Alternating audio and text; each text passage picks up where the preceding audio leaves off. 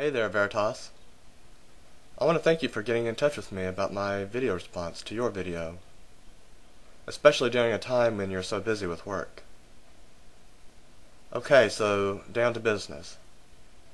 You've made the objection that Proposition 5 in my video does not represent anything you argued for in your video, but instead represents what you argued against in your critique of moral emotivism.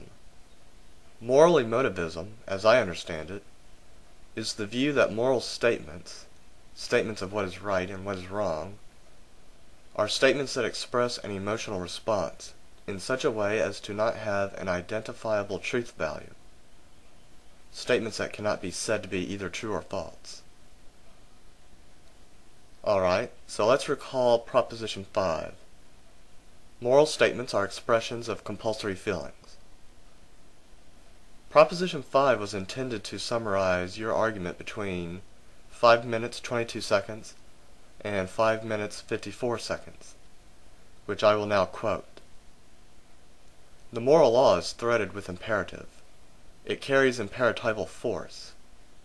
It comes to us in the form of commands, moral commands: don't murder, don't steal.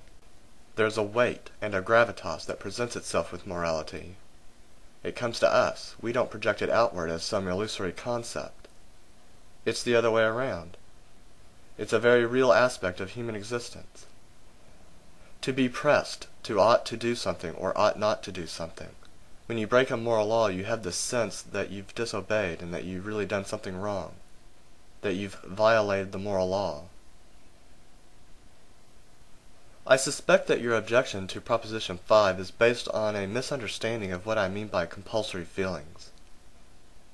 If you recall Proposition 6, compulsory feelings are what we feel when we're told to do something or we're told not to do something.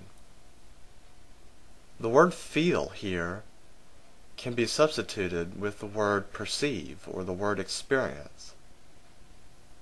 And what we perceive or experience when told to do something or told not to do something is not being defined as necessarily emotional.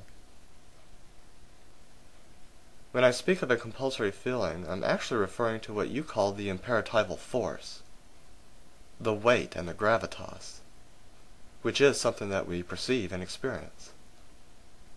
Now, I do make the statement later on in my video that compulsory feelings are emotional responses, but when I make that statement, I'm not trying to represent your views. I'm just asserting my own views. I also want to point out that Proposition 5 is not meant to suggest that moral statements are non-cognitive. I know very well that's not what you believe, and I don't believe that either. I may hold that moral statements are expressions of one's emotional responses, but I also hold that moral statements are propositions about one's emotional responses, and therefore can be either true or false depending on who's saying it or who's hearing it. So I hope that clears things up, Veritas. I admit I should have explained Proposition 5 better in my original video. I take full responsibility for the confusion, and I apologize for it. And again, thank you for responding.